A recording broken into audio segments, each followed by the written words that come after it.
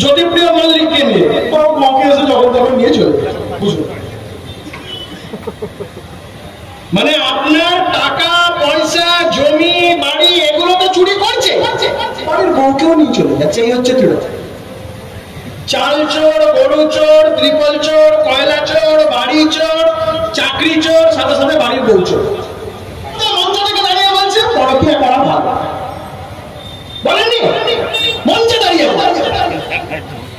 বান্ধবীর খাটের তলা থেকে যখন টাকা উদ্ধার হলো, বাঙালির সম্মান খুব বেড়ে গেল। হাঁটুর বয়সী মেয়ে, যাকে মেয়ে ভাইপো ভাইজি বলা যায়, তার সাথে পুরো হদল কুটকুট প্রেম করছে, এটাতে বাংলার সম্মান পাচ্ছে। কাজী মনিরুল একজন মহিলাকে, বিবাহিত মহিলাকে এবং তার শাশুড়িকে ধর্ষণের চেষ্টা করেছে, মলেস্টেশন করেছে। তৃণমূলের নেতা সমীর মাইতি, সুজিত গড়াই একজন ইঞ্জিনিয়ারকে ধরে বেধড়ক মারধর করেছে। তৃণমূলের নেতা, ছাত্র পরিষদের নেতা দেবাংশু, ওই দেবাংশু না যেটা ভাটবাকে ভাটাংশু, আরেকজন দেবাংশু বলে এক নেতা, বাচ্চা মেয়েকে পার্টিতে ডেকে নিয়ে গণধর্ষণ করেছে, জন্মদিনের অনুষ্ঠানে ডেকে নিয়ে গিয়ে গণধর্ষণ করেছে। আলী দফাদার, রকি, সোনা, তৃণমূলের এই সমস্ত নেতা। তৃণমূলের সোনা দানাই ইম্পর্টেন্ট, খুব ইম্পর্টেন্ট। দেখবেন নেতারা গলায় সোনার চেন পরে গরু লজ্জা পেয়ে যাবে, অত মোটা গরুর দড়িও গরু পড়ে গলায়। কি করেছে? খুন করতে গেছিল। সেই মমতা বন্দ্যোপাধ্যায়কে মেরে দেবে। মমতা বন্দ্যোপাধ্যায় কত বড় মাপের নেত্রী, আর অর্জুন সিংটাকে মেরে দেবে।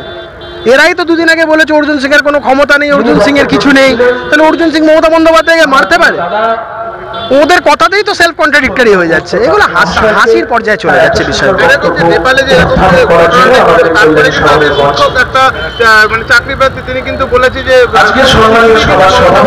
এরকম হবে। দেখুন, পরিস্থিতিগুলো একদমই কাম্য নয়। আমরা কখনোই চাই না গণতন্ত্রের উপরে মানুষের বিশ্বাস উঠে যাক, এইভাবে লোকজন রাস্তায় নামুক, এই ধরনের ঘটনা ঘটাক। কিন্তু এই সীমাহীন দুর্নীতি, এই অন্যায় অত্যাচার কিছু কিছু সময় মানুষকে বাধ্য করে। আমরা চাই না এই পরিস্থিতি তৈরি হোক, সেটা যদি হয় খুব দুর্ভাগ্যের হবে।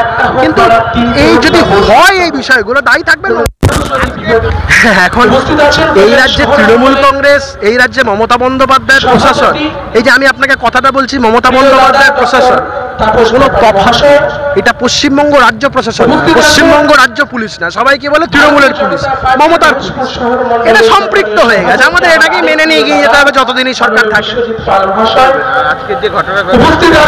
আজকে আমাদের যে সভা, আমাদের এই সভা মনীষীদের যেভাবে অপমান করেছে তৃণমূল, তার প্রতিবাদ সভা। ভারতীয় জনতা পার্টি চিরকাল বাঙালির অস্মিতা, বাঙালির সম্মান নিয়ে চিরকাল ভাবিত, এই নিয়ে চিরকাল কথা বলে এসেছে। আমাদের কাছে এগুলো নতুন কিছু না, এগুলো আলাদা করে আমাদের লোক দেখানো করে কিছু করতে হয়। দেখুন, শেষ লগ্ন তাদের, বুঝতেই পারছে সময় তাদের শেষ। বিদায় বেলায় মমতা বন্দ্যোপাধ্যায় কদিন আগে গেয়েছে না, বিদায় দাও বিদায়, বেসুরে একটা গান গেয়েছিলেন। ও বুঝতে পারছে বিদায় আসন।